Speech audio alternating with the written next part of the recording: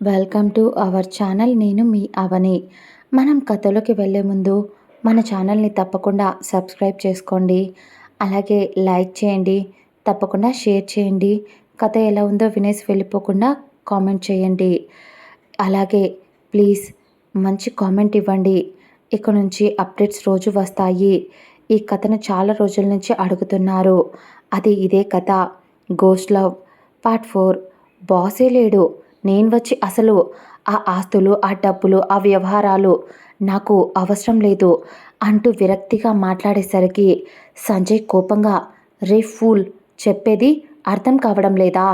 ఆ అమ్మాయి ఈ ఇంటి పిన్ కోడ్తో సహా ప్రతి ఒక్కటి చెప్పింది ఎవరో చెప్పినట్టే.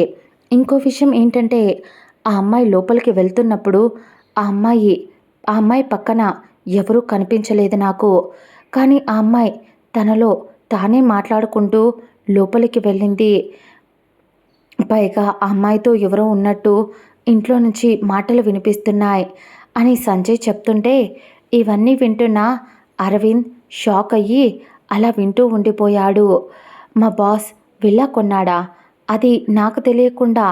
అయినా అక్కడ ఇన్ని రోజుల తర్వాత మా బాస్ కనిపించకుండా పోయిన తర్వాత అక్కడికి ఒక అమ్మాయి రావడం ఏంటి అని ఆలోచిస్తూ ఉండిపోయాడు అరవింద్.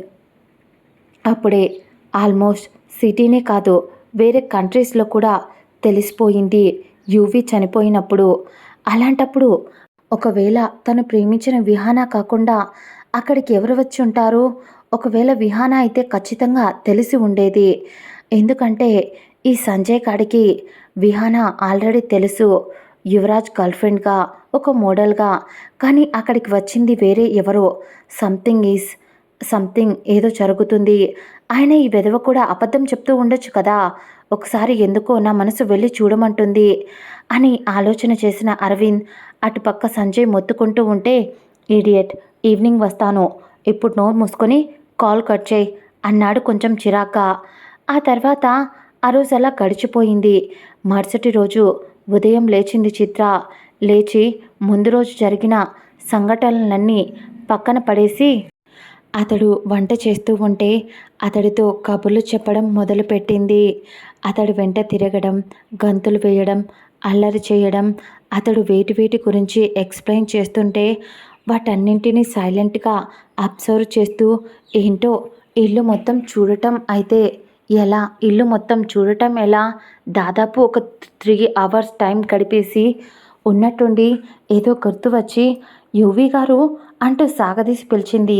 దాంతో యువరాజ్ ఆమె వైపు చూడగా ఆమె చిన్నపిల్లల మొహం పెట్టి, నన్ను బయటికి తీసుకెళ్ళి సిటీ చూపించవా? నాకు సిటీ చూడాలి అనిపిస్తుంది, ఇల్లు చూపించి సరిపెట్టుకుంటారా అనేసరికి అతడికి ఈ టైంలో అతడు ఒక మనిషి అయితే సిటీనే కాదు, ఆమె అడిగిన కోరికకు ప్రపంచమంతా ఆమెను చూపించేవాడేమో. కానీ అతడు అలా చెయ్యలేడు ఇప్పుడు. దాంతో సరే చిత్ర, ఒక పంచై ఇలా రా అంటూ ఫస్ట్ ఆమెను ఫ్రెష్ అవ్వమని చెప్పి ఆ తర్వాత ఆమెకు ఒక మంచి డ్రెస్ అతడు బయట నుంచి అప్పటికప్పుడు ఆర్డర్ పెట్టించి తెప్పించాడు. అది పైన టీషర్ట్, దానిపైన సింపుల్గా ఎలిగెంట్గా ఉండే net type coat, jeans and jeans pant అవి ఇచ్చి వేసుకొని రా అన్నాడు. కానీ చిత్ర, నోవే, నేను వేసుకోను, నాకు సిగ్గు అంది. అతడు సరే అయితే నువ్వు వేసుకోకపోతే నేను నీతో మాట్లాడను, లేదా నిన్ను సిటీ చూపించడానికి అస్సలు తీసుకెళ్ళను అనేసరికి నోరు మూసుకొని తీసుకుంది. ఆ తర్వాత వెళ్ళి అవి వేసుకొని రెడీ అయ్యి బయటికి వచ్చింది. బయటికి వచ్చిన ఆమెను అలా చూస్తూ ఆమె దగ్గరికి వచ్చి, చిత్ర, నీ జడ విప్పు అన్నాడు. ఇప్పుడు దీనికేమైంది? ఇప్పుడు నీట్గా జడ అల్లుకున్నా, ఇంత లాంగ్ హెయిర్, నాకు జడ అల్లటానికి ఎంత టైం పడుతుందో తెలుసా? నేను తీయను అనేసరికి యువి నవ్వి, ఏం కాదు, నువ్వు నీ హెయిర్ని లీవ్ చేయి, దీంట్లోకి చాలా బాగుంటావు ముద్దుగా అనేసరికి ఎందుకో అతడి మాటలు మంత్రంలా పనిచేసి వెంటనే హెయిర్ని లీవ్ చేసి ఆ తర్వాత, సరే ఇక్కడ రెడీ అయ్యావు కదా, ఇక వెళ్దామా అని అడిగాడు. యువరాజ్ బయటికి వెళ్ళాలి అంటే భయంగా ఉన్నా అతడు ఉన్నాడు అనే ధైర్యం. అందుకే సరే అని చెప్పి చిన్న చిరునవ్వుతో అతడి వైపు చూస్తూ బయటికి వచ్చారు. ఇంటికి డోర్ లాక్ చేసి వస్తున్న సమయంలో, చిత్ర, నీ చూపు స్ట్రైట్గా దారి వైపు పెట్టు, నా వైపు అస్సలు చూడకు. అసలు ఈ మధ్య గోడలకు కూడా చెవులుంటున్నాయి. అందరూ నిన్ను పిచ్చిదానిలా చూస్తున్నారు అనేసరికి మనసులో, నిజంగా నేను పిచ్చిదాన్ని, నీ గురించి ఆలోచిస్తూ, నీ గురించి పరితపిస్తూ బతికితే బాగుండు అనుకునే పిచ్చిదాన్ని యువి అని మనసులో అనుకుంటూ, అలా అతడు చెప్పే ప్రతి ఒక్క మాటను వింటూ మంత్రంలా ఫాలో అవుతూ ముందుకు వస్తూ ఉంది చిత్ర. అప్పుడే మేఘ, తను కూడా అప్పుడే ఏదో సినిమా షూటింగ్కి వెళ్ళటానికి కారులో తన విల్లా నుంచి బయలుదేరిన ఆమెకు అక్కడ చిత్ర, యువరాజ్ ఇంట్లో నుంచి రావడం చూసి, ఈ సంజయ్ గాడు చెప్పింది నిజమేనా? ఆ అమ్మాయి యువి ఇంట్లో నుంచి వస్తుంది అని అనుకుంటూ మెల్లగా కార్ని స్లో చేస్తూ చిత్ర పక్కన కార్ ఆపింది మేఘ. చిత్ర ఒక్క క్షణం తన పక్కన కార్ ఆగేసరికి టెన్షన్గా చూస్తున్న తనకు గ్లాస్ దించడంతో అక్కడ మేఘ ఉండేసరికి సంతోషంగా, హీరోయిన్ మేఘ కదా మీరు? వావ్, సినిమాలో కన్నా రియల్ లైఫ్లో ఎంతో క్యూట్గా ఉన్నారు మీరంటే నాకు చాలా చాలా చాలా ఇష్టం. అయినా మీరే ఇలా కనిపిస్తారని అస్సలు అనుకోలేదు. నా కోసం వచ్చారా? ప్లీజ్ ఒక్క ఆటోగ్రాఫ్ ఇస్తారా అని అడిగింది అమాయకంగా. ఒక మనిషిని చూస్తేనే చెప్పచ్చు, వాళ్ళ మొహంలో ప్రతి ఎక్స్ప్రెషన్ తెలిసిపోతుంది. వాళ్ళు మంచివాళ్ళ చెడ్డవాళ్ళ అని చెప్పడానికి, వాళ్ళని చూస్తే, వాళ్ళ మంచి మనసును చూస్తే, వాళ్ళు మంచివాళ్ళ చెడ్డవాళ్ళ అని చెప్పడానికి, వాళ్ళని చూస్తేనే వాళ్ళ నుంచి వస్తున్న నెగిటివ్ ఆరా కానీ పాజిటివ్ ఆరా కానీ ఈజీగా వాటి వల్ల కనిపెట్టేయగలం. అలాగే మేఘాకు ఎందుకో చిత్ర చాలా బాగా నచ్చింది. ఆమె మాట్లాడే విధానం చిన్నపిల్లలా మాట్లాడటం చూసి మేఘ నవ్వుతూ ఉండేసరికి, ఎక్కడికైనా వెళ్తున్నావా అని అంది మేఘ.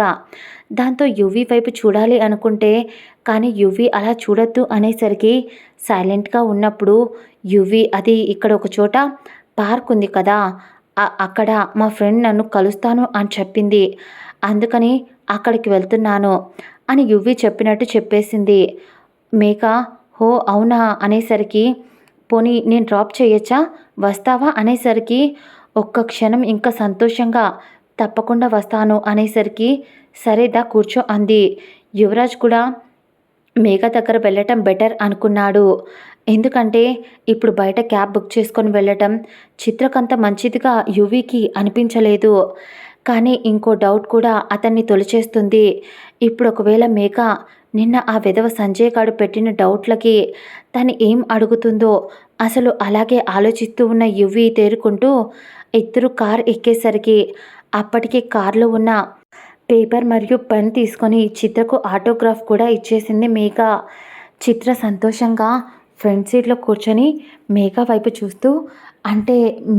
చూస్తూ ఉంటే ఎందుకో తెలియదు యువికి కొంచెం జలసీగా అనిపించింది.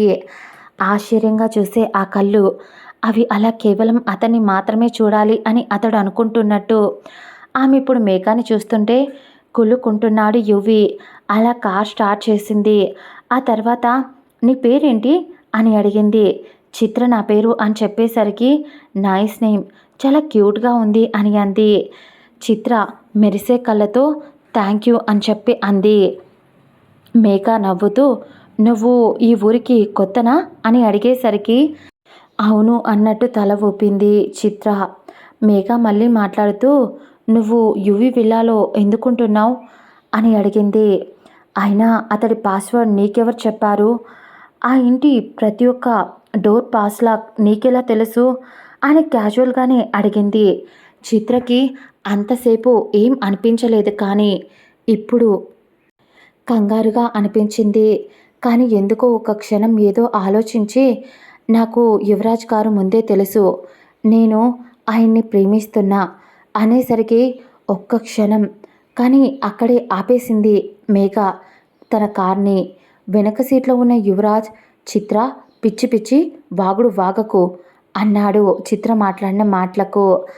అలా అనేసరికి ఆమె మొహం ఏదోలా పెట్టి మళ్ళీ మేఘ వైపు చూసి, అవును మేఘ గారు, నేను ఆయన్ని ఇష్టపడుతున్నా, ఆయన కూడా నన్ను ప్రేమించారు, ఆయన చనిపోయారు అని నాకు న్యూస్లో చూసేదాకా తెలియలేదు.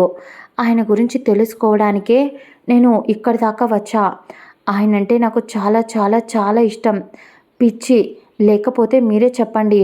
ఆయన చెప్పకపోతే ఆ ఇంటి పాస్‌లకు అవన్నీ నాకెలా తెలుస్తాయి? కనీసం వాళ్ళ పేరెంట్స్‌కి కూడా తెలీదు ఆ విల్లా కొన్నట్టు. చెప్పండి. నాకు చెప్పింది ఆయనే.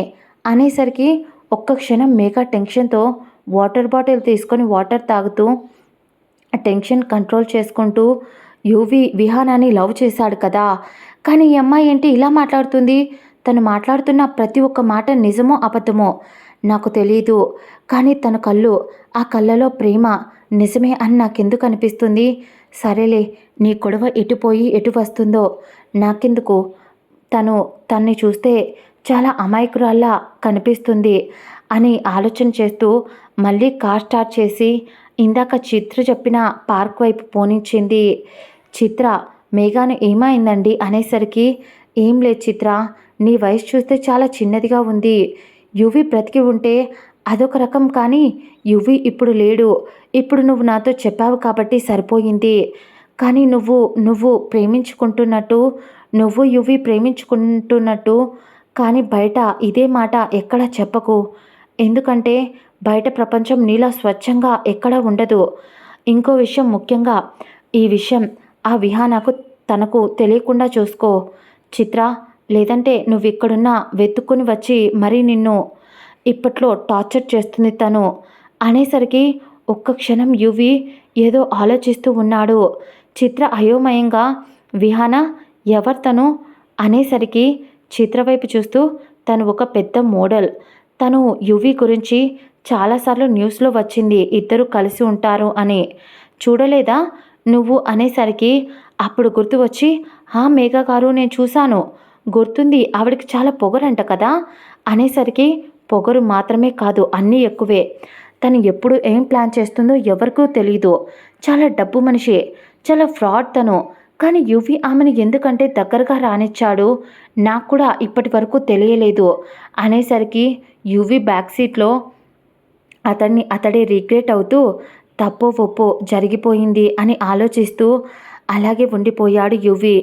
అప్పుడే పార్క్ రావడంతో చిత్ర పార్క్ వచ్చింది అనేసరికి, చిత్ర ఇదేనా మేఘా గారు అనేసరికి, ఇదే చిత్ర, జాగ్రత్త చిత్ర, ఏదైనా హెల్ప్ కావాలి అంటే ఇది నా ఫోన్ నెంబర్, దీనికి కాల్ చేయి అని చెప్పి నెంబర్ కూడా ఇచ్చింది.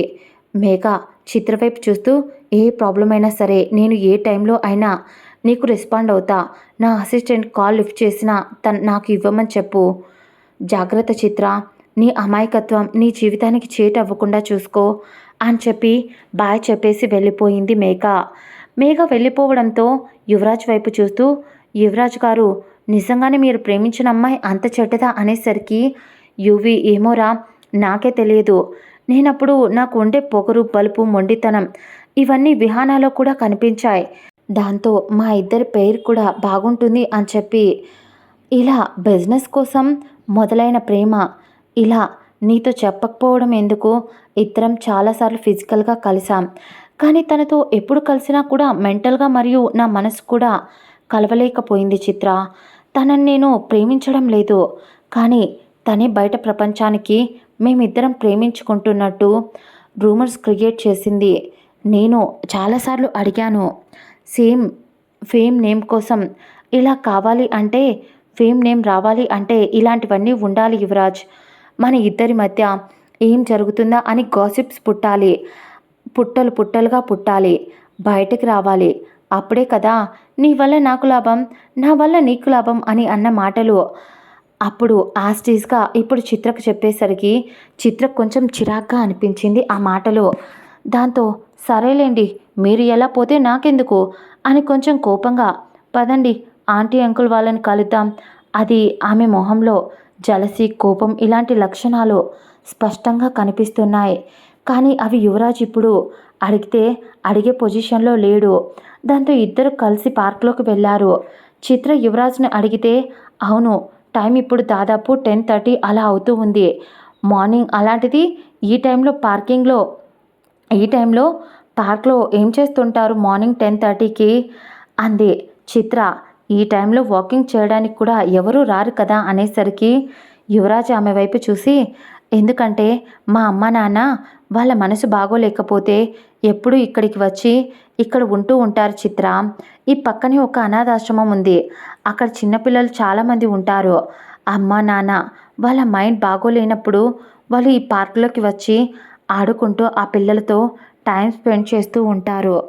వాళ్ళని చూస్తూ అక్కడ బెంచ్పై కూర్చొని ఉంటారు ఆ పిల్లల్ని చూస్తూ అనేసరికి చిత్ర నవ్వుతూ, మీ అమ్మ నాన్న గురించి పెద్దగా మీకేం తెలీదు అనుకున్నా. పర్లేదే, కొన్ని కొన్ని విషయాలు మీకు బాగానే తెలిసే అంది చురుకంటించినట్టు. అతడు మాత్రం ఏం అనలేదు. చిత్ర, సరే పదండి యువి గారు, లోపలికి వెళ్దాం అని చెప్పి లోపలికి వెళ్ళి మొత్తం చూస్తూ ఉంది. ఇక్కడ చాలా పెద్ద పార్క్ ఉంది కదా ఇది అనేసరికి యువి అవును అన్నట్టు తల ఊపుతూ, ఇది చాలా పెద్ద పార్క్ పాప, తప్పిపోతే కనుక్కోవడానికి టైం పడుతుంది, కాబట్టి నా పక్కనే ఉండు అన్నాడు.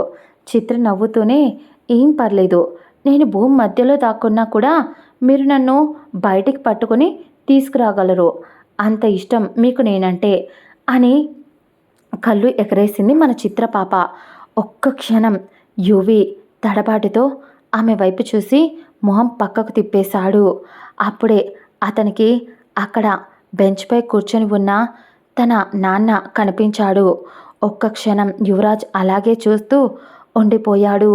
ఎన్ని రోజులు అయిపోయింది ఆయన్ని చూసి, ఎన్ని రోజులు అయిపోయింది.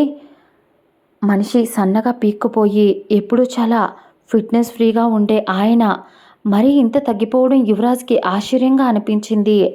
డల్గా కూర్చొని ఎటో చూస్తూ పిచ్చోడిలా, కనీసం తల కూడా దువ్వుకున్నట్టు లేదేమో. ఆయన్ని చూస్తుంటే ఈజీగా అర్థమైపోతుంది. కళ్ళ కింద డార్క్ సర్కిల్స్ కనిపిస్తూ ఉన్నాయి. చిత్ర అని పిలిచాడు.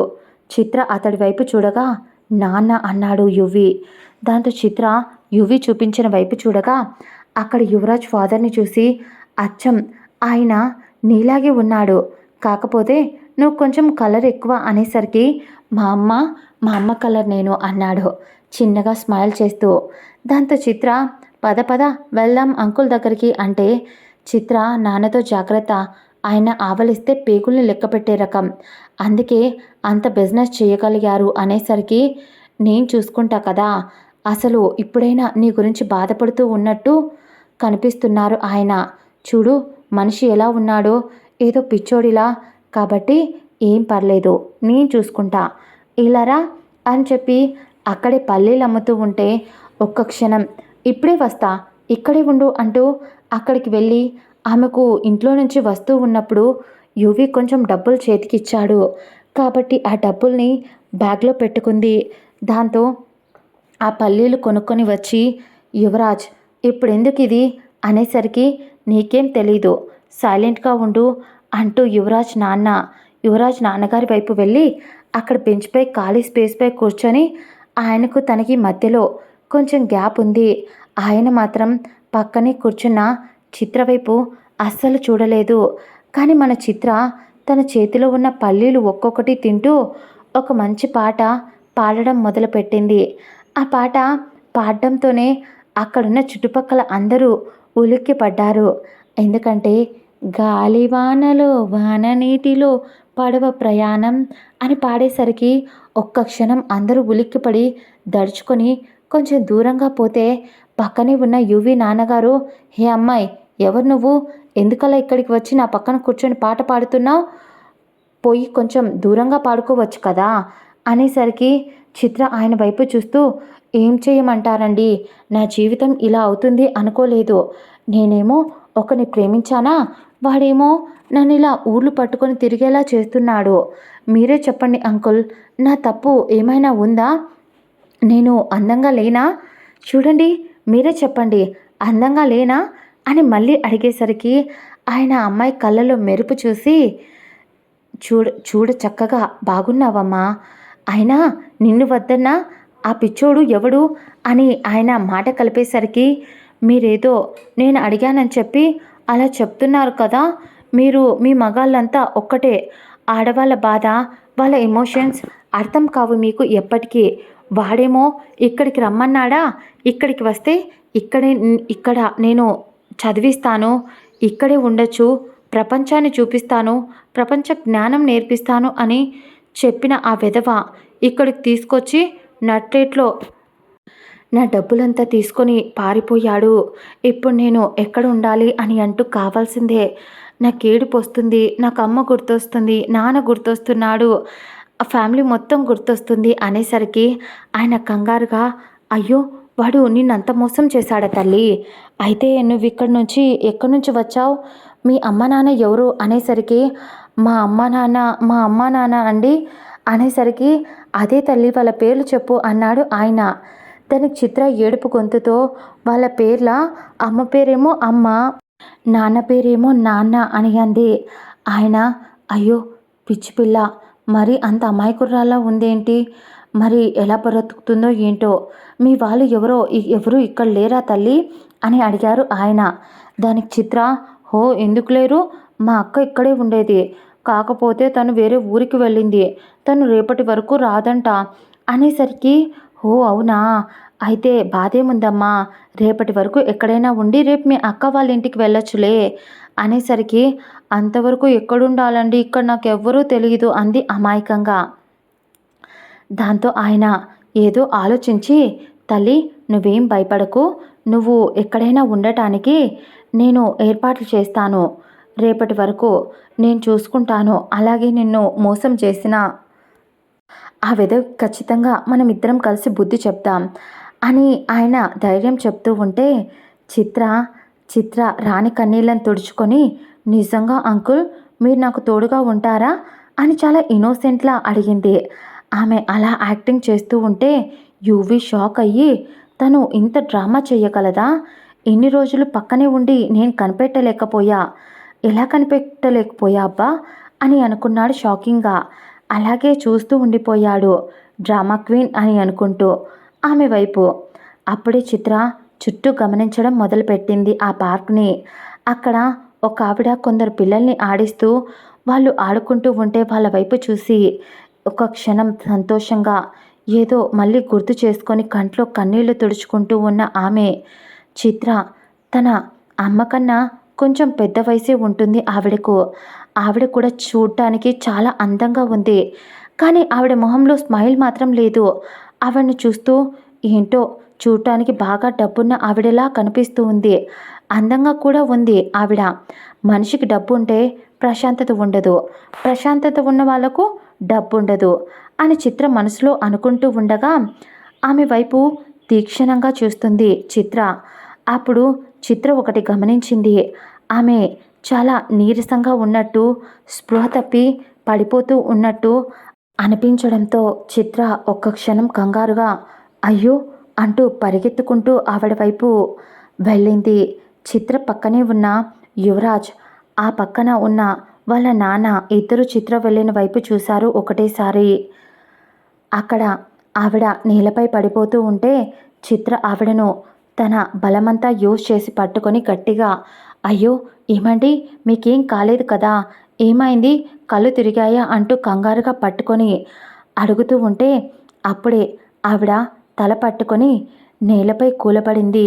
చిత్ర ఆవిడకి సపోర్ట్గా ఆవిడను పట్టుకుంటూ, అయ్యో కళ్ళు తిరుగుతున్నాయా ఆంటీ, వాటర్ తీసుకొస్తా ఒక్క నిమిషం అంటూ యువరాజ్ వాళ్ళ నాన్నగారు కూర్చొని ఉన్న దగ్గర ఇందాక ఆయన వాటర్ బాటిల్ చూసింది కాబట్టి అక్కడికి పరిగెత్తుకుంటూ అప్పుడే ఆయన కూడా లేచి వస్తూ ఉండడంతో ఆయన చేతిలో ఉన్న వాటర్ బాటిల్ని లాక్కొని తీసుకువెళ్ళి ఆవిడకు వాటర్ తాపించింది కంగారుగా. అప్పటికే ఆవిడ కొంచెం ఓపిక తెచ్చుకోవడంతో ఇంకొంచెం నీళ్లు ఆవిడ మొహం మీద చిలకరించి ఆమె మొహం తుడిచి, చిత్ర ఒక స్కార్ఫ్ వేసుకుంది మెడలో. ఆ స్కార్ఫ్తో ఆమె మొహం తుడుస్తూ, ఆంటీ మీకేం కాలేదు కదా అని మళ్ళీ అడిగింది. అప్పుడే అక్కడికి వచ్చిన యువరాజ్ వాళ్ళ నాన్న అప్పటికే పక్కకి వచ్చి, జానకి నీకేం కాలేదు కదా అన్నాడు ఆవిడ పక్కకి వచ్చి. దాంతో ఆయన అడిగేసరికి ఆవిడ నెమ్మదిగా, నాకేం కాలేదండి, నేను బాగానే ఉన్నా, మీరు కంగారు పడకండి అని చెప్పింది. యువరాజ్ ఆవిడ వైపు చూస్తూ అలా చూస్తూ ఉండిపోయాడు. తన తండ్రైనా ఆయన మొహంలో ఏదో ఒక కొసాన ధైర్యం అనేది ఉంది, కానీ తన తల్లి మొహంలో అలాంటిదేమీ కనిపించడం లేదు. తన తల్లి తండ్రికి అతడంటే ఎంత ప్రేమనా, అతడు చనిపోయాడు అని చెప్పి అనుకుంటున్నారా? కానీ మీడియా ముందు మేము నమ్మము, మా బిడ్డ చనిపోలేదు అని గట్టిగా వాళ్ళు చెప్తున్నారు. అమ్మా నాన్న వాళ్ళు మనసుకు తెలిసిందేమో నాకు ఏం కాలేదు అని. యువరాజ్ తన తల్లిని తాకాలి అని ఉన్నా తాకలేని పరిస్థితి అతడిది. అప్పుడు చిత్ర అమ్మనా అన్నట్టు చూస్తుంది యువరాజ్ వైపు. అతడు అవును అన్నట్టు చెప్పేసరికి చిత్ర కంట్లో కన్నీళ్లు ఆగలేదు. అప్పుడే జానకి గారు ఆవిడ పక్కనే ఉన్న తన భర్త ప్రకాష్ గారితో మాట్లాడుతూ, మనం ఏం అన్యాయం చేశామని ప్రకాష్, ఇంత కడుపు కోత మనకిచ్చి వాడు చిన్న వయసులోనే వాడు వెళ్ళిపోయాడు, వాడే ప్రపంచంగా బ్రతికాం కదా, ఏది తక్కువ కాకూడదు అని చెప్పి అన్నీ లైఫ్ని ఎంజాయ్ చేయరా అని చెప్పి చెప్పాం కదా, ఆఖరికి మనం కూడా వాడికి అడ్డవ్వకూడదు అని చెప్పి వాడి ఫ్రీడమ్కి అన్ని వాడి కోసం ఇన్ని వేల కోట్లు సంపాదించాం కదా కష్టపడి, కానీ వాడు మాత్రం మన ఇద్దరికీ అందనంత దూరంగా వెళ్ళిపోయాడు అని ఆవిడ ఏడుస్తూ ఉంటే ఆ మాటలన్నీ వింటున్న యువి ఆత్మ తట్టుకోలేకపోయింది. అప్పుడే ప్రకాష్ గారు కూడా కంట్లో కన్నీళ్లు కారిపోతూ ఉంటే వాళ్ళకి ఇద్దరు కన్నీళ్లు తుడచాలి అని యువరాజు ఆ క్షణం అనుకున్నా అతడు ఆ పని చెయ్యలేడు. దాంతో సైలెంట్ అయిపోయాడు. కానీ ఒక రెండు చేతులు ఆ ఇద్దరి కన్నీళ్లను తుడిచాయి. ఇద్దరూ ఒకటేసారి చూడగా ప్రకాష్ గారికి జానకి గారి ఇద్దరి కన్నీళ్లను తుడిచింది చిత్ర. వాళ్ళ వైపు చూస్తూ కన్నీళ్లతో, మీరు మీ కొడుకు లేడు అని ఎందుకు అనుకుంటున్నారు ఆంటీ అంకుల్? మీ కొడుకు మీ పక్కనే ఉండొచ్చు కదా, మీ కొడుకు మీ ఆలోచనల్లో ఉండొచ్చు కదా, మీ జ్ఞాపకాలలో మీ ప్రతి ఒక్క శ్వాసలో ఉండొచ్చేమో కదా, మీరు ఎందుకు ఇంత డీలా పడిపోతున్నారు అనేసరికి వాళ్ళు చిత్ర వైపు వాళ్ళు చూసేసరికి, నీకు మా కొడుకు ఎవరో తెలియదు కదమ్మా, అయినా వాడు చనిపోయాడు అని మేము కూడా నమ్మడం లేదు, కానీ ఈ ప్రపంచం ఉంది కదా చూడు, అది ప్రతి ఒక్కరూ మా బిడ్డ చనిపోయాడు అని చెప్పి వేలెత్తి సానుభూతి ప్రకటిస్తూ ఉంటే తట్టుకోలేకపోతున్నాం అనేసరికి చిత్ర ఒక చిన్న స్మైల్ ఇచ్చి, ఆంటీ అంకుల్ మనం వాళ్ళ కోసం బ్రతకూడదు, మనం మన కోసం బ్రతకాలి. ఇప్పుడు అలా చెప్పిన వాళ్ళే రేపు మీ కొడుకు మీ దగ్గరికి తిరిగి వచ్చేసాడు అనుకో, ఆ తర్వాత అప్పుడు ఏమంటారో తెలుసా? మేము ముందే చెప్పేశాము, ప్రకాష్ గారి కొడుక్కి ఏం కాలేదు, అయినా ఈ కలియుగంలో కృష్ణుడు పుట్టాడు అంటే ఏంటో అనుకున్న గోపికలంతా మాయం అయిపోయారు, ఎక్కడికి పోయారా అని చూస్తే అందరూ వచ్చి ప్రకాష్ గారింట్లో ఉన్నారు, ఏంటి అర్థం కాలేదు కదా అంటూ మీ ఇంట్లో పుట్టిన మీ యువరాజ్ కన్నయ్య, అతనికి లేడీ ఫ్యాన్స్ ఎక్కువ కదా, అతడి ఫ్యాన్ బేస్ ఒక రేంజ్లో ఉంటుంది అంకుల్, అలాంటిది గోపికలంతా వెతుక్కొని వచ్చి మరీ మీ ఇంట్లోనే గొడవకు దిగుతారేమో అనేసరికి ఆయన ఒక్క క్షణం చిత్ర అన్న మాటలకు నవ్వుతూ, నిజంగా మా కన్నయ్య నన్ను వెతుక్కుంటూ వస్తాడా అని మళ్ళీ అడిగింది జానకి గారు. చిత్ర ఆవిడ చెయ్యి పట్టుకొని, మీ కన్నయ్య ఎక్కడికి పోడు, మీ చుట్టూనే మీ పక్కనే ఉంటాడు, ఇప్పుడు ఖచ్చితంగా ఈమె ఏమో నెక్స్ట్ ఇయర్ ఇదే టైంకి ఇదే రోజు మీ కన్నయ్య ఇక్కడే ఈ పార్క్లో మీ ఒడిలో పడుకొని మీతో కబుర్లు చెప్పచ్చేమో, మీతో ఆడుకోవచ్చేమో, ఇప్పుడు ఏం జరుగుతుందో ఎప్పుడు ఏం జరుగుతుందో తెలియదు కదా ఆంటీ అని లైట్గా కన్నీళ్ళు వస్తున్నా వాటిని తుడుచుకొని చెప్పింది చిత్ర ధైర్యంగా. తన మాటల్లో ఉన్న ధైర్యం, తను చూపిస్తున్న ప్రేమ వాళ్ళకెందుకు ఇంతలా నచ్చేసింది. అప్పుడే జానకి గారు ప్రకాష్ గారి వైపు చూసి, ప్రకాష్ ఎవరి అమ్మాయి నీకు తెలుసా అనేసరికి, అల్లరి పిల్ల జాను, తను ఇలాంటి బంగారాన్ని ఎవడో వెధవ ప్రేమిస్తున్నాను అని చెప్పి ఇక్కడికి వచ్చాక నేను ప్రేమించడం లేదు, నువ్వంటే ఇష్టం లేదు అంటూ ఏడిపిస్తున్నాడంట, పాపం వదిలేసిపోయాడంట, ఒంటరిగా ఉందంట, వాళ్ళ అక్క వాళ్ళు రేపు ఊరు నుంచి వచ్చేంత వరకు తను ఇక్కడే మనతో ఉండొచ్చా ఎక్కడైనా అని అడిగింది. నన్ను పాపం అని చెప్పి ఇక్కడే ఆశ్రమంలో ఉంటుందిలే అని చెప్పి హెల్ప్ చేద్దాం అనుకున్నా అనేసరికి, జానకి గారు వయసులో ఉన్న ఆడపిల్ల ప్రకాష్ ఇలా ఆశ్రమంలో ఉండటం తప్పు, ఒక పని చేద్దాం, తనని మనతో పాటు మన ఇంటికి తీసుకెళ్దాం, అక్కడ మన ఇద్దరం తప్ప ఎవరున్నారు చెప్పు అనేసరికి ఆయన కూడా, సరే జానకి నీ ఇష్టం తీసుకెళ్దాం అన్నారు. ఎందుకో ఆ కొద్దిసేపట్లోనే ఆయన కూడా తన చిన్నపిల్లల మనస్తత్వం, తన అల్లరి చేయడం ఇవన్నీ చాలా నచ్చేశాయి. యువి ఆశ్చర్యంగా అలాగే చూస్తూ ఉండిపోయాడు ఆమె వైపు. ఈ కోతేంటి అందరికీ చూడగానే ఇలా నచ్చేస్తుంది, అయినా ఇది నన్నే పడేసింది దీని క్యూట్నెస్తో. అలాంటిది అమ్మా నాన్నను పడేయడం ఒక లెక్క దీనికి. అమ్మ చాలా రిజర్వ్గా ఉంటుంది, ఎవరిని దగ్గరికి రానియదు. కానీ ఏంటి ఈరోజు నాకే ఆశ్చర్యంగా ఉంది. తనని ఇంటికి పిలుచుకెళ్దాం అని చెప్పి అమ్మే అడిగేలా చేసుకుంది చిత్ర. నిజంగా చిత్రలో సంథింగ్ ఏదో ఉంది అనుకున్నాడు యువరాజ్ ఆమె వైపు చూస్తూ. ఆ తర్వాత చిత్రను యువి పేరెంట్స్ ఇద్దరూ కారులో తీసుకొని వాళ్ళ ఇంటికి తీసుకెళ్లారు. కారులో కూర్చున్నప్పటి నుంచే లొడా లొడా వాగుతూనే ఉంది. ఆమె మాట తీరుకు వాళ్ళు నవ్వుకుంటూ ఎన్ని రోజులు అయిపోయింది ఇలా నవ్వుకొని అని మనసులో అనుకోకుండా ఉండలేకపోయారు ఇద్దరు. అంతగా మాటలు చెప్తుంది తను వాళ్లకు. చిత్ర యువరాజ్ ఆమె వైపు చూసి, ఏ జన్మ బంధమో, ఈ జన్మలో నేను చేయాల్సిన ప్రతి ఒక్క బాధ్యత నువ్వు పూర్తి చేస్తుంటే చాలా సంతోషంగా ఉంది చిత్ర. నేను నీకోసం ఏదైనా చెయ్యాలి అనిపిస్తుంది, నీతోనే ఉండాలి అనిపిస్తుంది.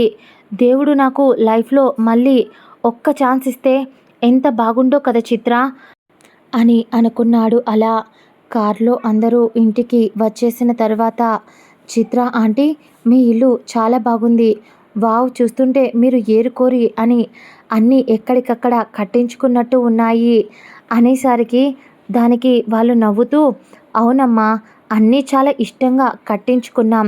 ఎందుకంటే మేము చిన్నప్పుడు మా అమ్మ నాన్న కూడా పెద్దగా ఏమీ లేని వాళ్ళే. కానీ మా కొడుకుని మేము వాడిని కన్న తర్వాత వాడి కోసం బాగా డబ్బు సంపాదించడానికి వాడికి అసలు టైం కేటాయించలేకపోయాం. అందుకోసం అని చెప్పి 24 గంటలు వాడి గురించి ఆలోచించి వాడు పెద్దయిన తర్వాత వాడికంటూ ఒక భార్య, పిల్లలు, వాడికి పుట్టే పిల్లలతో మేము ఆడుకోవాలని చెప్పి బిజినెస్నంతా వాడి చేతిలో పెట్టాలి అనే వచ్చే కోడలు కూతురు అవ్వాలని చెప్పి ఆ అమ్మాయి కూడా అన్ని కంఫర్ట్స్ ఉండేలా ఈ ఇల్లుని డిజైన్ చేయించాము అని వాళ్ళు చెప్తూ ఉంటే చిత్ర షాకింగ్గా, వావ్ నిజంగా మీరు హ్యాట్స్ ఆఫ్ అంకుల్ ఆంటీ, ఎంత కష్టపడి మీ కొడుకు కోసం ఇంత చేశారా అని అంటూ ఉంటే వాళ్ళు మళ్ళీ మొహం పెట్టి డల్గా అయిపోయారు. ఏ కొడుకు కోసం అయితే ఇంత సంపాదించారో అదే కొడుకే ఈరోజు వాళ్లకు లేడు అని తెలిసేసరికి ఆ రోజు నుంచి ఈ రోజు వరకు కోలుకోలేకపోతున్నారు. కానీ చిత్ర వాళ్ళు మళ్ళీ డల్గా అయిపోవడం చూసి, అంకుల్ ఆంటీ మీరేమని చెప్పారు, మేము ఇలా డల్గా కాకుండా నాకు బోర్ లేకుండా చూసుకుంటాను అని చెప్పారు కదా, అలాంటప్పుడు నాకు చాలా ఆకలేస్తుంది, వెళ్ళి ఏదైనా తిందామా అని అడిగింది అమాయకంగా మొహం పెట్టి. వాళ్ళు కూడా అల్లరి పిల్ల దా అంటూ లోపలికి తీసుకెళ్లారు. ఆమె కరెక్ట్గా ఇంట్లోకి అడుగు పెడుతూ ఉన్నప్పుడు అదే టైంకి గుమ్మానికి తగిలించిన పూలమాల వచ్చి ఆమె మెడలో పడింది. ఒక్క క్షణం అక్కడున్న జానకి గారు, ప్రకాష్ గారు ఆశ్చర్యంగా చూస్తుంటే ఆమె చిన్న చిరునవ్వుతో, ఆ దేవుడు మాయ చేస్తున్నట్టున్నాడు, నీతో నా బంధం ఎప్పటికీ విడిపోదు అని చెప్పడానికి ఈ ఇంటితో ఈ మనుషులతో ఒక విప్పలేని అనుబంధాన్ని సృష్టిస్తున్నాడు యువరాజ్ అనుకుంటా అని మనసులో అనుకుని ఒక్క క్షణం కిందికి వంగి గడపమ్మ దగ్గర తాకి దండం పెట్టుకొని, తప్పో ఒప్పో అమ్మకి అబద్ధం చెప్పి ఇక్కడి దాకా వచ్చా, వీళ్ళతో పరిచయం, యువరాజ్ నా పక్కన ఉండటం, నా ప్రాబ్లమ్స్ని ప్రతి ఒక్కటిని దూరం చేయటం, ఇవన్నీ చూస్తుంటే ఖచ్చితంగా మా బంధాన్ని నువ్వు విడిపోనివ్వవు అనిపిస్తుంది స్వామి. నాకు తెలుసు ఎప్పటికీ నువ్వు నా చెయ్యి వదలవు అని చెప్పి అనుకుంటూ యువరాజ్ని చూసింది. యువరాజ్ ఆమె వైపు ఆమె కళ్ళలోకి చూస్తూ అలాగే ఉండిపోయాడు. అప్పుడే జానకి గారు, చిత్ర తల్లి లోపలికి రారా, లోపలికి అడుగుపెట్టు అనేసరికి కుడికాలు అడుగుపెట్టింది. యువరాజ్తో కలిసి లోపలికి వచ్చిన ఆమె ఇల్లంతా తేలిపారా చూస్తూ, ఆంటీ ఇల్లంతా చాలా చాలా అందంగా ఉంది, మీరు చాలా బాగా ఈ ఇంటిని చూసుకుంటున్నారు అంటూ మొత్తం ఇల్లంతా చక్కర్లు కొట్టి అలసిపోయి అలాగే కూర్చుంది. అక్కడే ఉన్న ఫిష్ ట్యాంక్ దగ్గరికి వెళ్ళి చేప పిల్లల మూతి పెట్టి వాటితో ఆడుకుంటూ చిన్న పిల్లలా బిహేవ్ చేస్తున్న ఆమెను చూసి మురిసిపోతూ నవ్వుకున్నారు. పని వాళ్ళకు చెప్పి వంట రెడీ చేయించి ఆ తర్వాత చిత్ర రారా భోజనం చేదువు అనేసరికి వాళ్ళు కూడా వెళ్ళి ఆమెకు వడ్డిస్తూ ఉంటే, నాకు వడ్డిస్తే సరిపోదు, మీరు కూడా నాతో పాటు తినాలి, లేదంటే నేను తినను కాక తినను అనేసరికి వాళ్ళిద్దరూ ఒకటే మాట, ఆకలిగా లేదు తల్లి, నువ్వు తిను, మేం తర్వాత తింటాం అనేసరికి చిత్ర అలిగినట్టు మొహం పెట్టి తన ప్లేట్ని కొంచెం ముందుకు జరిపి, నాకు కూడా ఆకలిగా లేదు, మీరు మీ ఇంటికి తీసుకొచ్చి నన్ను ఇలాగా పస్తు పెడదామని ఫిక్స్ అయ్యారు కదా, నాకు మీరు తినకుండా ఎలా తినాలనిపిస్తుంది, ఇదేనా మీరు నా కోసం చేస్తుంది అంటూ మూతి నల్లగా పెట్టి కడుపు మీద చెయ్యి పెట్టుకొని, నాకేమో చాలా ఆకలిస్తుంది, పొద్దున కూడా ఏం తినలేదు, వాడేమో నన్ను మోసం చేసిపోయాడు అని అమాయకంగా చెప్తుంటే యువరాజ్ నోటి మీద చెయ్యి వేసుకొని, అమ్మ ఖచ్చితంగా దీన్ని యాక్టర్ చేయాల్సిందే, చిత్ర నీలో మంచి యాక్టర్ ఉందే అనుకున్నాడు. అప్పుడే చిత్ర యువరాజ్ వైపు నాలుక చూపించి వెక్కిరించి వీళ్ళ ఇద్దరికీ కనిపించకుండా, కానీ పాపం వీళ్ళిద్దరూ సందిగ్ధంలో పడిపోయారు. తినాలి అని మనసుకు అనిపించకపోయినా ఒకవేళ ఇప్పుడు కనుక వాళ్ళు తినకపోతే ఖచ్చితంగా ఆమె తినదు. అందుకోసం అని చెప్పి ఇద్దరు ఒకరికి ఒకరు సైగ చేసుకొని, సరే తల్లి నేను తింటాం ఓకేనా అని చెప్పేసరికి, సరే తినండి అంటూ వాళ్ళను కూర్చోబెట్టి తానే వాళ్ళిద్దరికీ ప్లేట్స్లో ఫుడ్ పెట్టి దాంట్లో వడ్డించడం మొదలుపెట్టింది. వాళ్ళకలా ఆమె పెడుతూ ఉంటే అప్పుడు అనిపించింది వాళ్ళకు కూడా ఇలాంటి ఒక కూతురు ఉంటే బాగుండు అని. కానీ ఈ జన్మకు అలాంటి సంతోషం లేనందుకు బాధపడుతూ ప్లేట్లో చెయ్యి పెట్టి తినాలని లేక అన్నం మెతుకులను కలుపుతూ దిక్కులు చూస్తూ ఉన్నారు ఇద్దరు. అలా ఉన్న వాళ్ళకు చిత్ర కొంచెం కోపంగా, మీరు ఇలా చెప్తే ఎందుకు వింటారు అంటూ ఆమె ప్లేట్ తీసుకొని అన్నం ముద్దలు చేసి వాళ్ళకు కలిపి మొదట ప్రకాష్ గారికి నోటి దగ్గర ముద్ద కలిపి పెట్టింది. ఒక్క క్షణం వాళ్ళు షాకింగ్గా అలాగే చూస్తూ ఉంటే చిత్ర అదేం పట్టించుకోకుండా, నోరు తెరవండి అంకుల్ అని అంది. ఆయన నోరు తెరిచేసరికి ఆయనకు ఒక ముద్ద తినిపించి ఆ తర్వాత ఆయన పక్కనే ఉన్న జానకి గారికి కూడా అన్నం ముద్ద కలిపి తినిపించింది. అలా వాళ్ళ కడుపు నిండా అన్నం పెట్టింది. వాళ్ళు ఆమె వైపు చూసి, మాకు చిన్నప్పుడే మా పేరెంట్స్ చనిపోయారు అన్నట్టు అయిపోయింది మా జీవితం, అలాంటి టైంలో ఇద్దరం ప్రేమించి పెళ్లి చేసుకున్నాం, కష్టపడి ఇద్దరం ఒక స్టేజికి వచ్చాం, మాకెప్పుడు అమ్మ ప్రేమ లేదు, తల్లైన వాళ్ళు తల్లిలా చూసుకునే వాళ్ళు ఎవరూ లేరు, పెద్దగా మాకు ఎవరు బంధువులు కూడా లేరు, నిన్ను చూస్తుంటే నాకు అమ్మలా అనిపిస్తున్నావు అనేసరికి తన కన్నీళ్లతో, మీకు అమ్మని నేనే, కూతుర్లా కూడా నేనే ఉంటా, తినండి అని వాళ్లకు అన్నం తినిపించింది. ఎందుకో తెలియదు ఒక గంట పరిచయం ఇంటికి వచ్చేసింది ఆమె. నవ్వొస్తుంది, మాట్లాడిస్తుంది, అమ్మలా అన్నం తినిపిస్తుంది.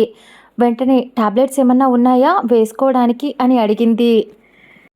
వాళ్ళు ఆశ్చర్యంగా చూస్తుంటే, మీ సిచ్యువేషన్ చూస్తుంటే ఖచ్చితంగా మీరు హెల్త్ ఇష్యూ ఉన్నట్టుంది, అందుకే ముందు టాబ్లెట్స్ వేసుకోండి, తర్వాత మాట్లాడుకుందాం అనేసరికి వాళ్ళు టాబ్లెట్స్ వేసుకున్నారు. ఆ తర్వాత ఆంటీ అంకుల్ నేను ఫ్రెష్ అవ్వాలి అనేసరికి పైన గది ఆమె కోసం చూపించారు. ఆ తర్వాత నేను ఫ్రెష్ అయ్యి కొద్దిసేపు రెస్ట్ తీసుకుంటాను, మీరంతసేపు ప్రశాంతంగా పడుకోండి, ఒకవేళ నిద్ర రాకపోతే నేను ఇక్కడి నుంచి వెళ్ళిపోతాను మీరు నిద్రపోకపోతే అని అంది. తన మాటకు భయపడి వాళ్ళు సైలెంట్గా ప్రశాంతంగా కొద్దిసేపు నిద్రపోయారు. ఆ రోజు దాదాపు టైం 5:30 అలా అవుతూ ఉంటే ఒకటేసారి ఫ్రెష్ అయి బయటికి వచ్చారు. కానీ అప్పటికే ఇల్లంతా చాలా చాలా ప్లెజెంట్ స్మెల్ వస్తూ ఇల్లంతా ఇన్ని రోజులుగా సరిగ్గా పట్టించుకోలేదు కానీ జానకి గారు, ప్రకాష్ గారు. కానీ ఈరోజు చిత్ర ఇల్లంతా చాలా మార్పులు చేసింది. కొత్త కర్టెన్స్ మార్పించి ఇల్లంతా చాలా బాగా నీట్గా తుడిపించి ఈవినింగ్ కాబట్టి పూజ కూడా చేసింది. అలా వాళ్ళు బయటికి రావడంతో, నీకెందుకమ్మా ఇదంతా అనడంతో, నేను మీ అమ్మని అని మీరే చెప్పారు కదా, అలాంటప్పుడు నేను చెయ్యకూడదా అని అంది. వాళ్ళు మనసులో ప్రతి ఒక్కసారి అనుకుంటూనే ఉన్నారు, ఏ జన్మ బంధం తల్లి బంధం. ఈ బంధాలు ఉన్నప్పుడు బాధను పంచుకోవటానికి నువ్వు వచ్చావు. మేం బాధపడుతూ ఉంటే అని అనుకున్నారు. ఆ తర్వాత వాళ్ళతో కూర్చుంది, కబుర్లు చెప్పింది, వాళ్ళని మాట్లాడించింది, అల్లరి చేసింది, ఏడ్చింది. మీరు నాకు చెప్పింది మాట వినడం లేదు అంటూ వాళ్ళని సతాయించింది. ఒక్క మాట కూడా అనడం లేదు. తానే అలా ఆ రోజు గడిచిపోయింది. మరుసటి రోజు ఫుల్ జోష్‌లో నిద్రలేచిన చిత్రను యువి ఆమె వైపు చూసి, "ఏంటి మేడం ఇక్కడికి వచ్చి మమ్మల్ని పూర్తిగా మర్చిపోయినట్టున్నారు నిన్నటి నుంచి. కనీసం నాతో మాట్లాడడం కూడా లేదు" అనేసరికి ఆమె అతని వైపు కోపంగా చూస్తూ, "ఇంత మంచి బంగారం లాంటి పేరెంట్స్‌ని పెట్టుకొని ఏం మాయ రోగం? అది ఎవరితోనో విహాన అంట. తన్ని చూస్తేనే ఏదో దయ్యాల దిబ్బలో కనిపిస్తున్న మాంత్రికురాలు మనిషిలా కనిపిస్తుంది. ఎప్పుడో చూసినట్టు గుర్తు. ఇంతింత మేకప్ వేసుకొని, పొట్టి పొట్టి బట్టలు వేసుకొని చూడటానికి చాలా చాలా డేంజరస్‌గా మనిషి కూడా కనిపిస్తుంది. అలాంటి దాన్ని తీసుకొచ్చి పక్కన పెట్టుకున్నావు. బుద్ధిలేనోడా" అని తిట్టింది ఒక్క క్షణం. అని తిట్టేసరికి చిత్ర, "నువ్వు నన్ను తిడుతున్నావు" అన్నాడు. దానికి చిత్ర, "తిట్టడం కాదు, నేను నిన్ను కొట్టాలి. లేకపోతే అలాంటి దాన్ని తెచ్చి ప్రేమించాను అని చెప్పావు. సరే సైలెంట్‌గా ఉండక దానికి కడుపు వచ్చింది అని అది చెప్తుంది. నువ్వేమో నాకు దానికి సంబంధం లేదు అన్నట్టు నువ్వున్నావు. ఇప్పుడు ఆంటీ వాళ్ళ దగ్గర నుంచి నాకు తెలిసినంత వరకు తను డబ్బులు అడగాలి అని చూస్తున్నట్లు అనిపిస్తుంది" అనేసరికి యువరాజ్ ఆమె వైపు కోపంగా చూసి, "నా పర్సనల్స్‌లో వేలు పెట్టకు చిత్ర. నీకు తెలుసా తను ఎలాంటిదో? తను ఎంతైనా ఒకప్పుడు నేను ప్రేమించిన అమ్మాయి. తను డబ్బు కోసం వచ్చిందా? ఇక దేనికోసమైనా రాని. ఒకప్పుడు నేను తన్ని ప్రేమించాను" అన్నాడు కొంచెం కోపంగా. దాంతో చిత్రకే కంట్లో నీళ్లు తిరిగాయి. "నీ చావు నువ్వు చావు. నాకు ఆంటీ అంకుల్ చాలా మంచి వాళ్ళలా అనిపిస్తూ ఉన్నారు. నాకు కనుక తిక్క రేగితే ఆంటీ అంకుల్ని తీసుకొని మా ఊరికి వెళ్ళిపోతా" అని అంది ఉక్రోషంగా, కోపంగా చిత్ర. ఆమె మాట్లాడడం చూసి షాక్ అయ్యి, "నిజంగా చిత్ర? చిత్రలో ఎంత మార్పు? అమ్మా నాన్నతో ఎంతగా కలిసిపోతుంది. నిజంగా వెళ్ళిపోతావా చిత్ర నన్ను వదిలేసి" అని ఆమె వైపు వెళుతున్నా కూడా చిన్న స్మైల్తో అలాగే చూస్తూ ఉన్నాడు. ఆమె జానకి గారి దగ్గరికి వెళ్ళి ఆవిడ హాల్లో కూర్చొని ఉండేసరికి ఆవిడ పక్కన కూర్చొని, "ఆంటీ, ఎలాగో నేను సాయంత్రం లోపు వెళ్ళిపోతాను కదా. మీరు నాకు కాల్ చేస్తూ ఉండండి. మీ నెంబర్ నాకు ఇవ్వండి. నేనే కాల్ చేస్తాను. మీరు మీ అబ్బాయి మీద బెంగతో ఉండి ఫోన్ కూడా నాకు చెయ్యకపోవచ్చు. నేను కాల్ చేసి మీతో మాట్లాడుతూ ఉంటాను" అనేసరికి ఆవిడ కొంచెం డల్గా ఫేస్ పెట్టి, "వెళ్ళిపోతావా తల్లి" అంది బాధగా. దాంతో చిత్ర దాంతో, "నేనెక్కడికి వెళ్తాను ఆంటీ. మీరు కాల్ చేస్తే వెంటనే వచ్చేస్తా, ఓకేనా" అని అంది. ఆవిడ అప్పుడే ప్రకాష్ గారు కూడా రావడంతో వాళ్ళ ముగ్గురు మాట్లాడుకుంటూ ఉన్నారు. అప్పుడు చిత్రకు ఏదో డౌట్ వచ్చి, "ఆంటీ, ఇంతకీ ఇలా అడుగుతున్నానని బాధపడకూడదు, తప్పుగా అనుకోకూడదు" అనేసరికి ఆవిడ, "ఏమైందిరా? ఏం కావాలి" అన్నారు.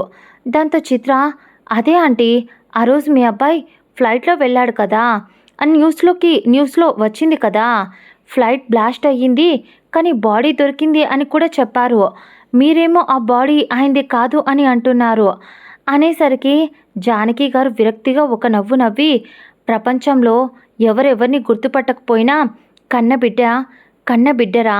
నేను వాడిని దూరంగానే పెంచి ఉండొచ్చు చిత్ర. కానీ వాడు ఎలా ఉంటాడో కన్న తల్లిగా నాకు తెలియదా చెప్పు. నా మనసు అక్కడ కనిపించిన దృశ్యాన్ని అస్సలు యాక్సెప్ట్ చెయ్యలేదు. ఆ క్షణం చిత్ర, నాకప్పుడే నా మనసు చెప్పేసింది అక్కడ ఉన్నది నా యువి కాదు అని చెప్పి" అని ఆమె అంటున్నప్పుడు ఆ ఇంట్లోకి ఒక అబ్బాయి వచ్చాడు. ఆ అబ్బాయి రావడం చూసిన ప్రకాష్ గారు, "అరవింద్, ఎంతసేపు అయిందిరా వచ్చి? ఇప్పుడైనా రావడం" అనేసరికి, "వచ్చి 10 మినిట్స్ అయింది అంకుల్. మీరేం చేస్తున్నారో ఏంటి అని పని వాళ్ళను అడిగి కనుక్కుంటూ ఉన్నా. మీరు ఇంకా కిందికి రాలేదు. మీరు కిందికి వచ్చారు అని నేను కూడా ఇప్పుడు వస్తున్నా" అని చెప్పేసరికి అరవింద్ సూటిగా అక్కడే ఉన్న చిత్ర వైపు చూసి కొంచెం డౌట్గా, "ఈ అమ్మాయి ఎవరు?" అని అడిగాడు. దాంతో చిత్ర అరవింద్ వైపు కొంచెం భయంగా చూసి మళ్ళీ యువరాజ్ వైపు చూసింది. ఎవరా అన్నట్టు. ఆమె అలా భయంగా చూడటం అరవింద్ గమనించాడు. పైగా అక్కడ ఎవరూ లేకపోయినా దిక్కులు చూడటం కూడా గమనించాడు అరవింద్. అప్పుడే యువరాజ్, చిత్ర, వాడు నా అసిస్టెంట్, పైగా చిన్నప్పటి నుంచి నా బెస్ట్ ఫ్రెండ్ అనేసరికి చిత్ర కొంచెం ఊపిరి పీల్చుకొని, ఏంటో ఇక్కడ ఎవరు మంచివాళ్ళో ఎవరు చెడ్డవాళ్ళో అర్థం కావడం లేదు. మంచి అని చెప్పి చాలా ఈజీగా నమ్మేస్తారు, కానీ ఈ డబ్బున్న వాళ్ళు చాలా ఈజీగా నమ్మకద్రోహం కూడా చేసేస్తారు అని చిత్ర మనసులో ఏవేవో ఆలోచిస్తూ క్యాల్కులేషన్స్ వేసుకుంటూ ఉంది. అప్పుడే అరవింద్ చిత్ర దగ్గరికి వచ్చి, ఈ అమ్మాయిని చూస్తుంటే ఎందుకో రాత్రి సంజయ్ చెప్పినట్టు సేమ్ అలాగే కొంచెం ఆనవాళ్ళు అలాగే అనిపిస్తున్నాయి. లాంగ్ హెయిర్, పెద్ద కళ్ళు, మరీ హైటు కాదు మరీ షార్ట్ కాదు. వాడు చెప్పినట్టే అంతా అనిపిస్తుంది. ఈ అమ్మాయేనా తను అని అనుకుంటూ ఉన్నాడు అరవింద్. అప్పుడే యువరాజ్ అది గమనించాడు. అరవింద్ డౌట్ పడ్డం సంజయ్ ఆల్రెడీ కాల్ చేసి చెప్పి ఉంటాడు వెధవ అని అర్థమయ్యింది.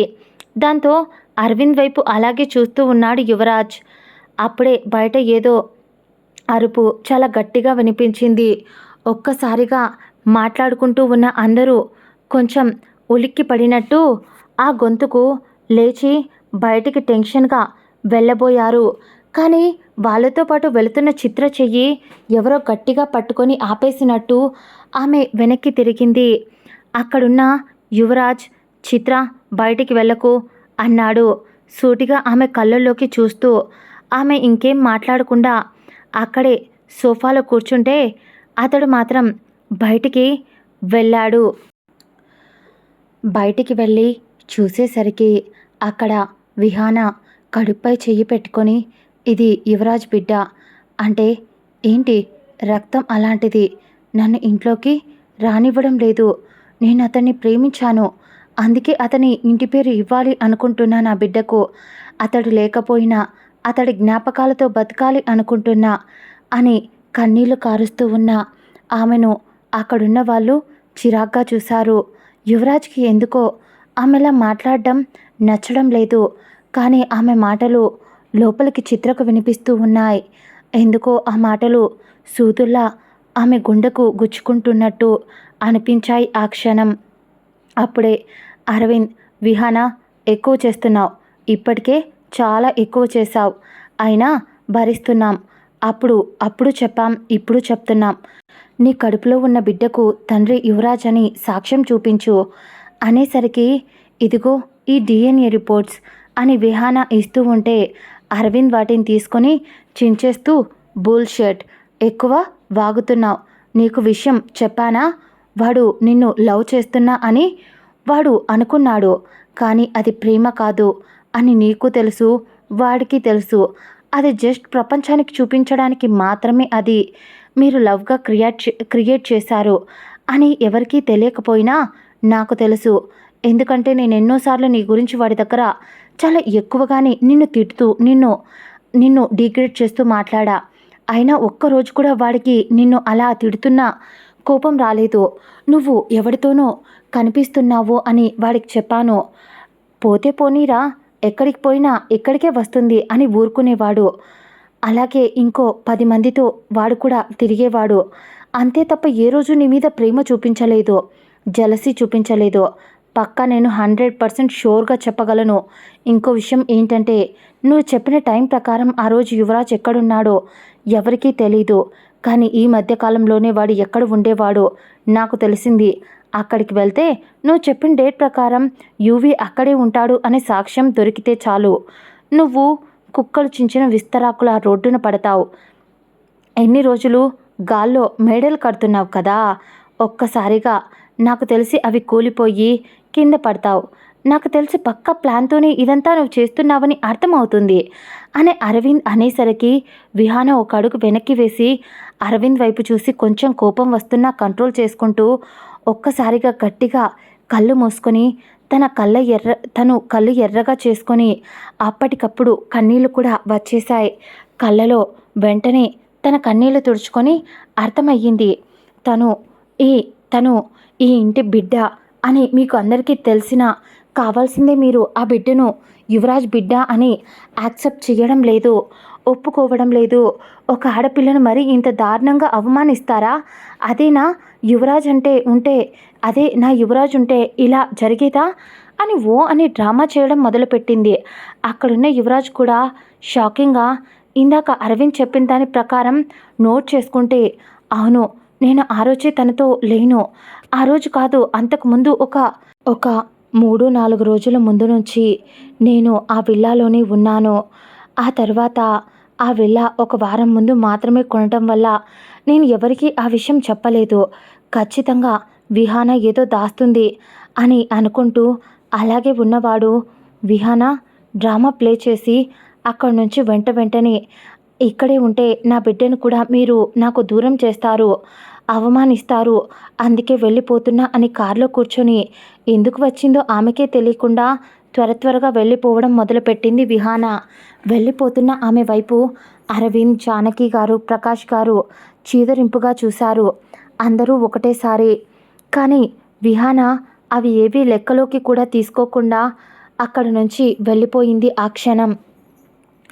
అలా అక్కడి నుంచి వెళ్ళి ఆ ఇంటి నుంచి కొద్దిగా 1 కిలోమీటర్ బయటికి వచ్చి అక్కడ కార్ ఆపి వాటర్ తీసుకొని వాటర్ తాగుతూ ఆ యువరాజ్ గాడు చచ్చినా కూడా వాడి ధైర్యం వాడి కుక్క అరవింద్ గాడికి ఇచ్చి చచ్చినట్టు ఉన్నాడు. వాడు కూడా అంతే, ఏదైనా కోపం వస్తే ఇట్టే వాళ్ళని కడిగి పడేస్తారు, అదే వీడికి నేర్పించి చచ్చినట్టు ఉన్నాడు.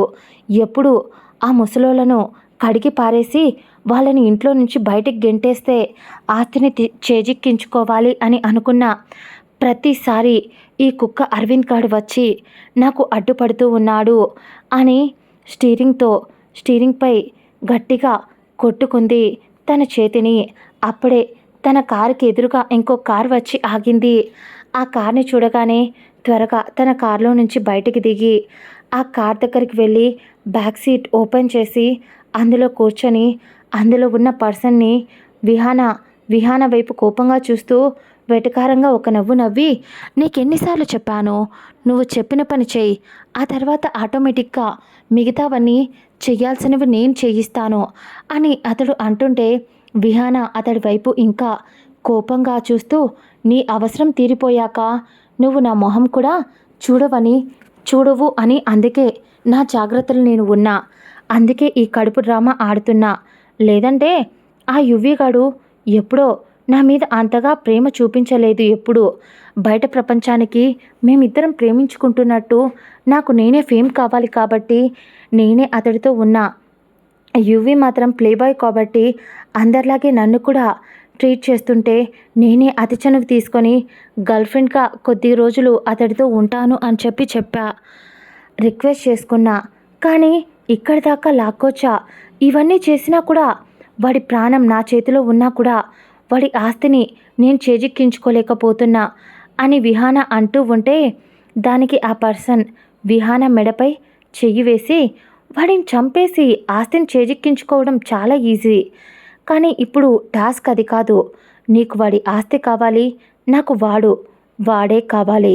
వాడితో పని అయిపోయిన తర్వాత వాడి శవాన్ని దారుణంగా చేసి వాడి ఇంటి ముందు పెడితే వాడి అమ్మా నాన్న అది చూసి కుళ్ళి వాళ్ళే గుండాగి చచ్చిపోతారు విహాన అని అక్కడున్న ఆ మగ మనిషి, ఆ మగ వ్యక్తి అంటూ ఉంటే విహానాలో అలాగే అంటూ విహాన మెడను దాటి అతని చెయ్యి ఆమె చెస్ట్ పైకి వెళ్తూ ఉంటే ఆమె అప్పటిదాకా బుసలు కొట్టే నాగుపాముల యువి పేరెంట్స్పై కోపంగా ఉంది. కాస్త అతడు టచ్ చేయగానే అతడిపై పడిపోయి ఇద్దరు కార్లోనే రొమాన్స్ చేసుకోవడం మొదలుపెట్టారు.